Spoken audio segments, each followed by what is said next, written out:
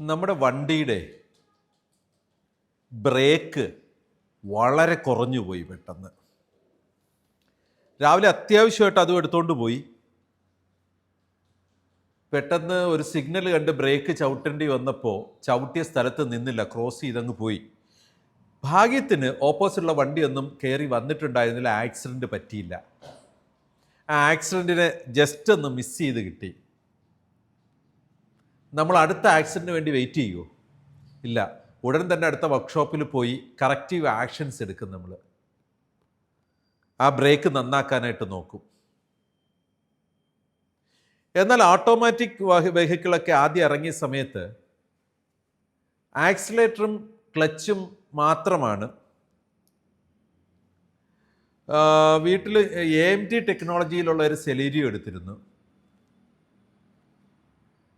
അതിൽ clutch pad ഇല്ലാത്തത് കൊണ്ട് തന്നെ സാധാരണ ഇതിൽ നമ്മളൊരു സംഭവം കണ്ടു കഴിഞ്ഞാൽ പെട്ടെന്ന് ബ്രേക്ക് ചവിട്ടുന്നതിന് മുമ്പ് ക്ലച്ചും ബ്രേക്കും അപ്ലൈ ചെയ്യേണ്ടതുകൊണ്ട് കാലത്ത് ക്ലച്ചിൽ ചവിട്ടി ബ്രേക്ക് അപ്ലൈ ചെയ്യുന്ന രീതിയൊക്കെ ശീലിച്ചിട്ടുണ്ടെങ്കിൽ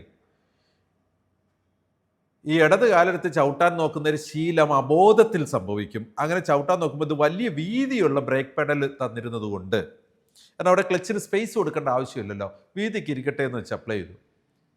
ധാരാളം വാഹനങ്ങളാണ് ക്ലച്ച് ചവിട്ടുന്ന വേഗതയിൽ, ബ്രേക്ക് അത്രയും വേഗതയിൽ ആരും ചവിട്ടാറില്ല, ക്ലച്ച് ചവിട്ടുന്ന അതേ വേഗതയിൽ ബ്രേക്ക് പെഡൽ ചവിട്ടിയിട്ട് പുറകിൽ നിന്ന് വന്ന വണ്ടി അടിച്ച് ആക്സിഡൻ്റ് ഉണ്ടാക്കുന്നത്.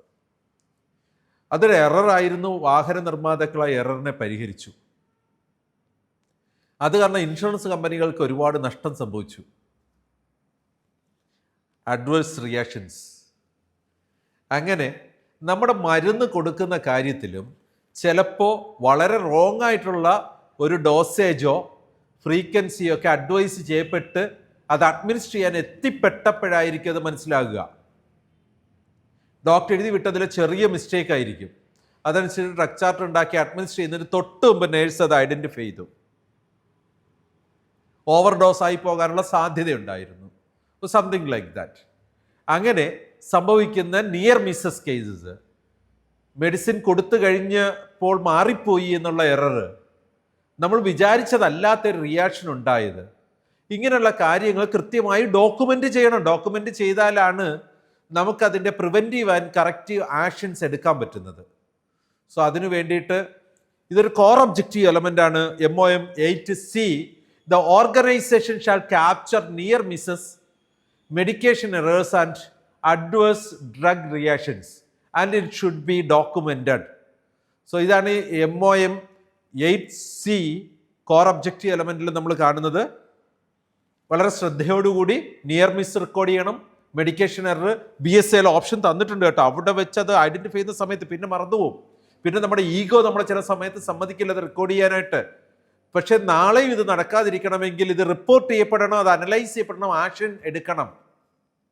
അങ്ങനെ ആക്ഷൻ എടുക്കണമെങ്കിൽ റിപ്പോർട്ട് വേണം. റിപ്പോർട്ട് ചെയ്യണമെങ്കിൽ നമുക്ക് മാനസികാവസ്ഥ മാറാൻ പാടില്ല. അതുകൊണ്ട് BSA ആ സ്പോട്ടിൽ സംഭവിച്ച സ്പോട്ടിൽ അത് റെക്കോർഡ് ചെയ്യാനുള്ള ഓപ്ഷൻ തന്നിട്ടുണ്ട്. വളരെ നല്ലൊരു കാര്യമാണ്. നമ്മുടെ ഹോസ്പിറ്റലിൻ്റെ സേഫ് പ്രാക്ടീസസിന്, ഗുഡ് പ്രാക്ടീസസിന് നമുക്കിതിനു വേണ്ടി ഒരു ഗൈഡഡ് ഡോക്യുമെൻറ്റേഷൻ ഉണ്ടാവണം. ആ ഗൈഡഡ് ഡോക്യുമെൻറ്റേഷൻ ആരെയും പ്രൊട്ടക്റ്റ് ചെയ്യാനല്ല, പേഷ്യൻറ്റിനെ പ്രൊട്ടക്റ്റ് ചെയ്യാൻ വേണ്ടിയിട്ടാണ്. അതുവഴി നമ്മുടെ ഹോസ്പിറ്റലിൻ്റെ ഗുഡ് വില്ല് പ്രൊട്ടക്റ്റ് ചെയ്യാനാണ്, ബെസ്റ്റ് പ്രാക്ടീസസ് പ്രൊട്ടക്റ്റ് ചെയ്യാനാണ്. MOM 8C. The organization shall capture near misses, medication errors